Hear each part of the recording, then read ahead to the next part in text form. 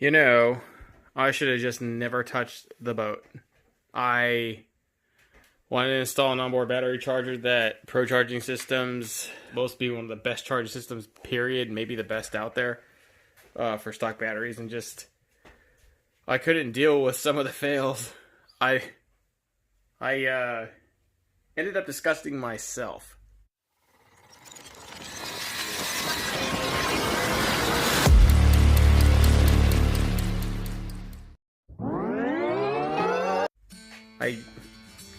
It's so odd that when I built this boat, I knew I rushed it, and that it wasn't the most like perfect boat that I ever built, but I was pretty happy with the end result. Now I'm just disgusted that I even did something like this. It's terrible. I just freaking don't know what I did. I'll show you what I did over here. Here's another thing.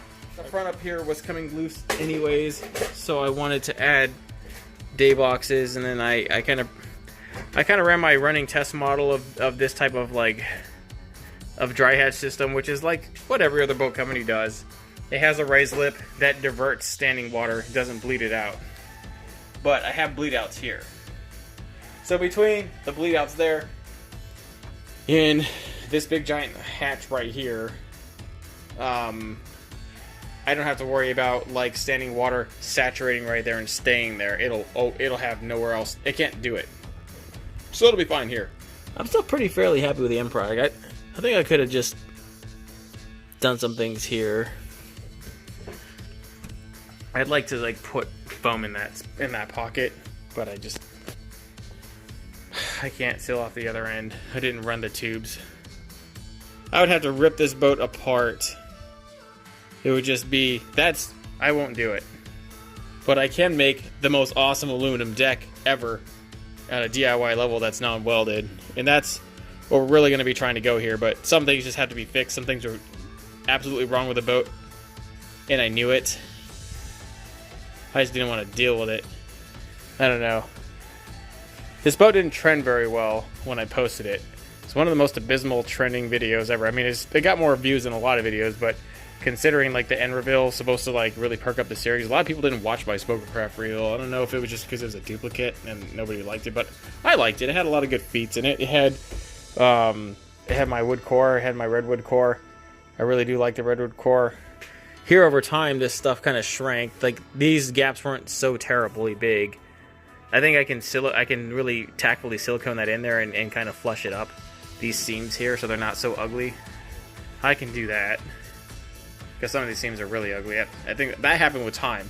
Because I remember when I seamed them up, they weren't like that. They were much more showable. So that happened, but overall the vinyl itself, I just wasn't very, adept to or savvy with vinyl. This is the only time I've ever ran marine vinyl. I'm really not a fan of it. But I am a fan. If you're going to run a wood frame, I'm a fan of marine vinyl around the wood frame. Not a fan of carpet. I used to carpet the wood frames. It looked nice, but carpet holds water. It doesn't. This just it's waterproof. It diverts it right off. So that might be a reason this is still very much light and not saturated. In conjunction with that, I mean, I painted everything. It might all just have to go. That sucks because I got foam in there. Yeah, whatever. It could all go. It could all go. Whatever. It's only aluminum. I'll reframe it. That's gonna have to go. Nothing I did here is good anymore. It's all terrible. It's all terribly bad. Oh no. Look. The power source is here. The power battery was here. I'm gonna take that and put it here. All the batteries are gonna be right there. All of them. It's between the batteries and the gas tank and the motor. The majority of the weight is gonna be over the axle. And that's really where I want it. The boat, I think, ran a lot better that way. And I think with a 3 battery stack in here, it'll just run better, period. We'll have the batteries set flush against one wall, which will likely be that wall. We'll have the Pro Charger system there. And it has this awesome little battery diversion thing. It saves these cheap-ass Walmart batteries and makes them last longer. It's like this thing off the market, so I can't wait. Can't wait. Because these batteries, they suck. They already start sucking now. So that'll be good. I'm pretty stoked about that. I don't know how that crap. Look at all that crap. I don't even know how that got in there. Where did it have the time to get so freaking filthy? It looks like a rat went and took a shit, like right in my dry hatch. Just was like it was just living in there. Nothing else is damaged though. Nothing's messed up or chewed up or anything. Like it's all, everything down here is fine. Whatever. Build your boat right the first time, so you have no regrets. And then you won't have to worry about it. Even after this, I will always forever not particularly care for this wood core. But it's gonna work. It's going to work. It is what it is. My biggest complaint is that these 14-gallon totes don't hold trays the lateral way. That bugs me. I hate that. That's the only thing I really can't freaking stand about them. Other than that, they're alright. I'll figure it out. The addition of those day boxes will help the fact that these totes don't hold shit. And then there's this day box, and then that day box, and then I'll put the dry hatch slip around that day box. Because, why the hell not? Because water gets in there. I really have hated that. I also have not been a giant fan of the fact that I didn't insulate the day box hatches, but I insulated the dry hatches here. And the profound difference in heat retention from like my baits in here versus like my day boxes, where everything like my phone and my keys and everything else that's important is like on fire. And like you can tell, you can visibly put your hand on one hatch that has like the stuff there. I mean, I told you guys all this, but then it's a profound difference. It's like so noteworthy. So for anybody who's not insulating their hatches, the only thing I don't quite know what to do about these is I don't think I can stick these.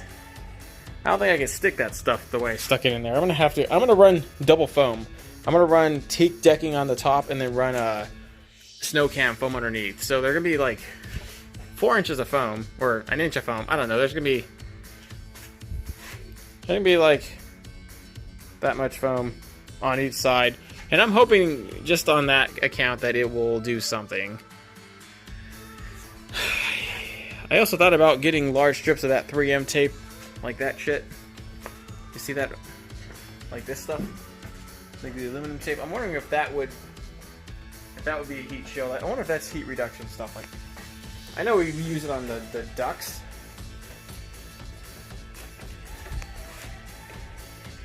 And so I wonder if I just tape that stuff down the line, just taped it all the way down, if that in and of itself would divert heat.